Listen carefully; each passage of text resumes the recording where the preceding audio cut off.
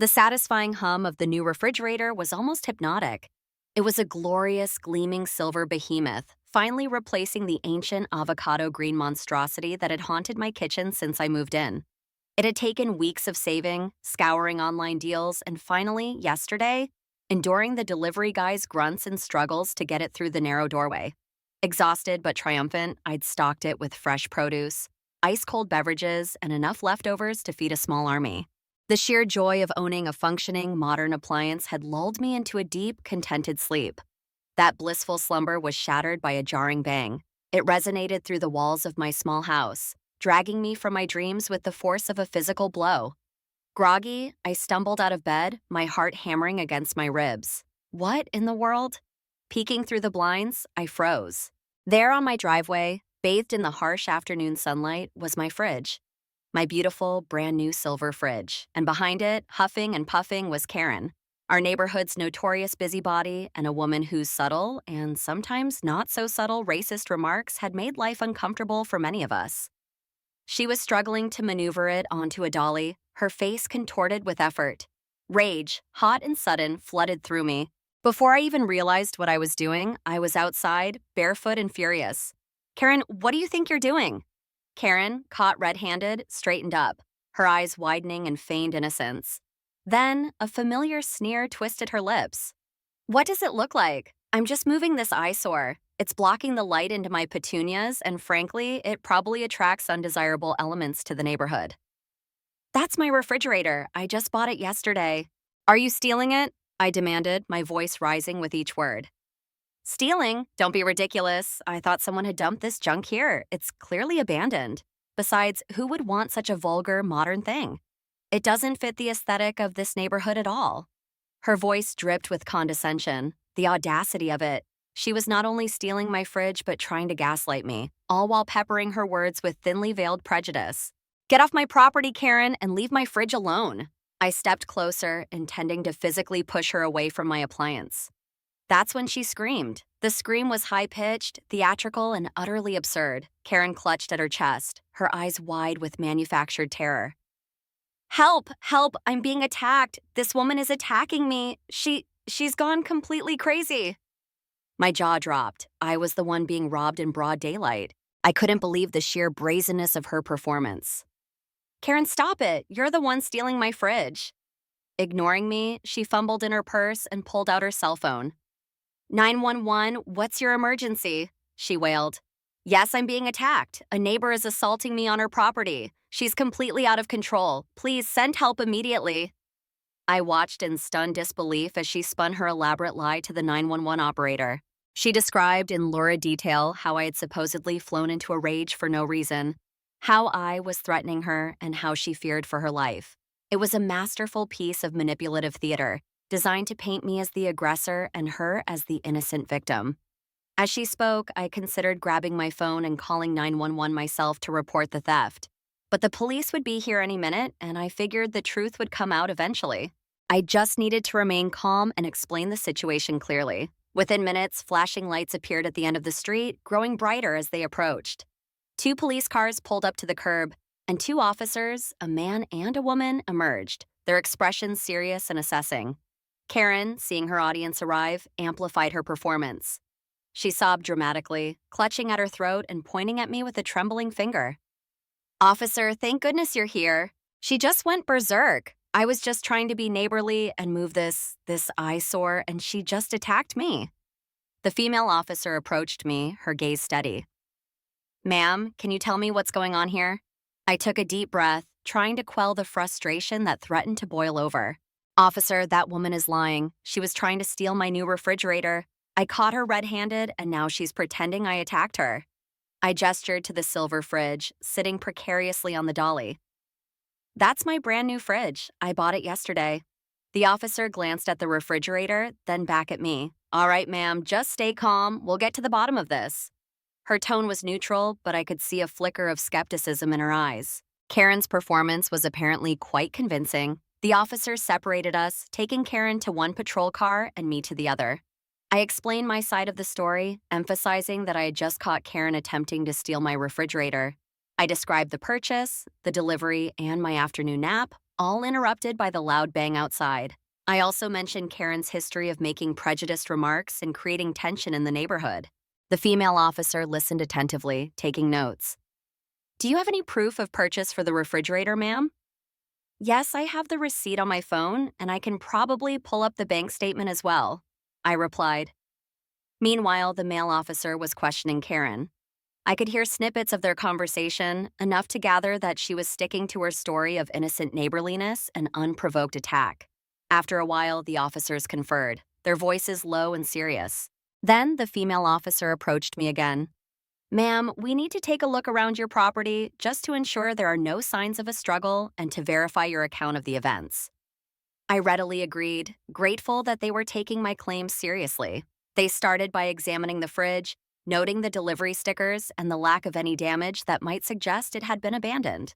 They then went inside my house, where I showed them the empty space where the old avocado green refrigerator had stood. As they continued their investigation, something unexpected happened.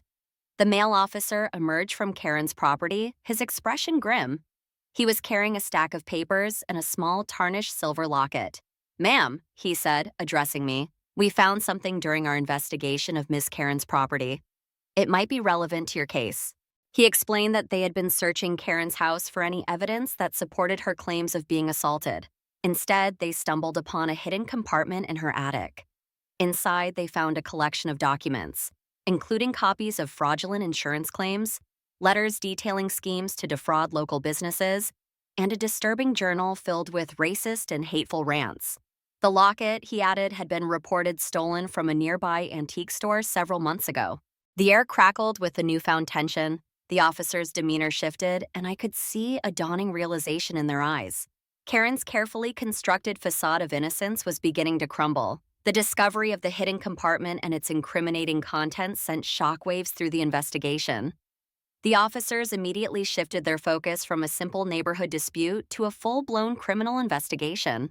They questioned Karen more intensely, confronting her with the evidence they had found.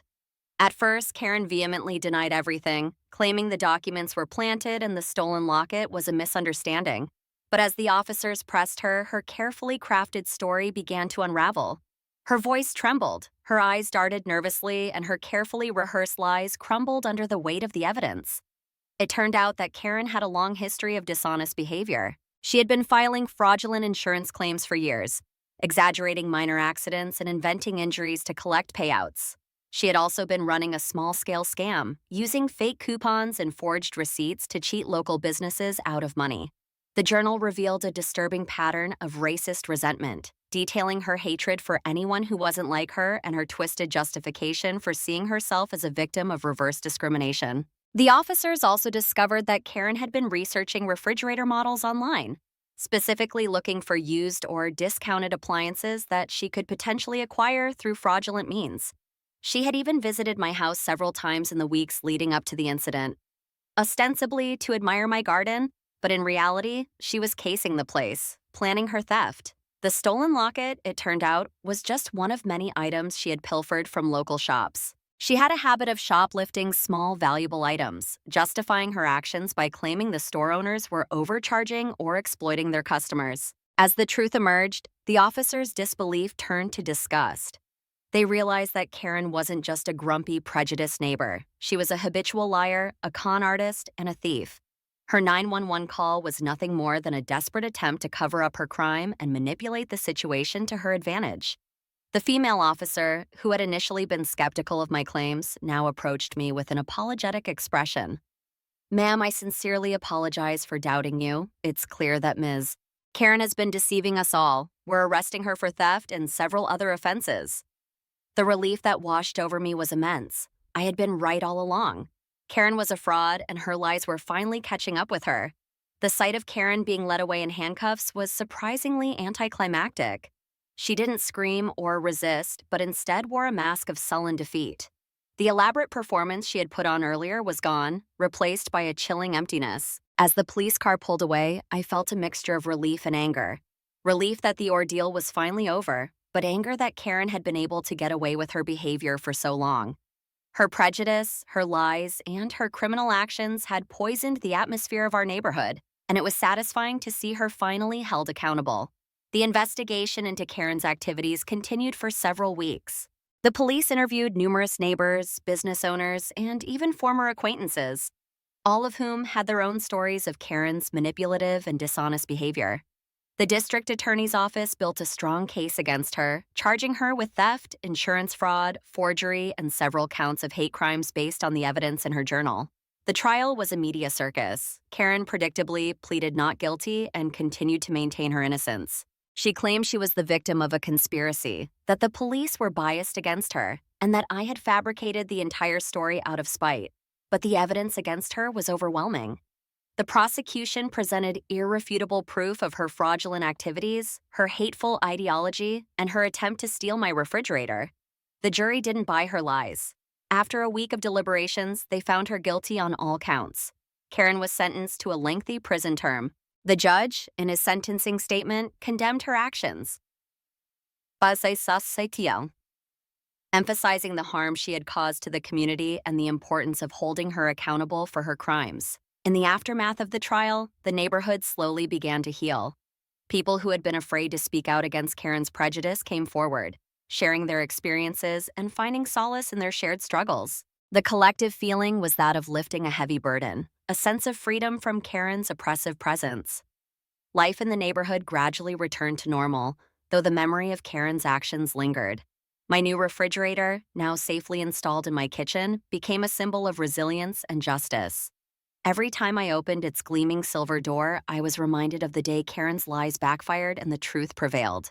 The experience taught me a valuable lesson about the importance of standing up against injustice.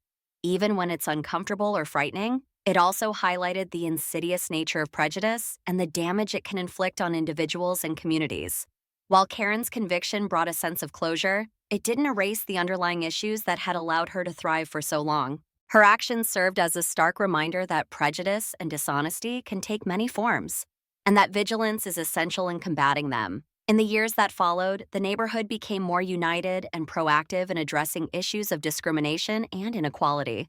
We organized community events, supported local charities, and worked to create a more inclusive and welcoming environment for everyone. As for me, I learned to trust my instincts and to speak out against injustice whenever I saw it.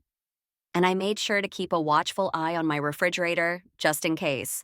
But most importantly, I learned that even in the face of adversity, the truth will always find a way to shine through, and that justice, however delayed, is ultimately worth fighting for. The silver giant in my kitchen stood as a silent testament to that truth. A reminder that even the most audacious lies can be exposed and that even the most hardened hearts can be held accountable. And all because of a stolen fridge.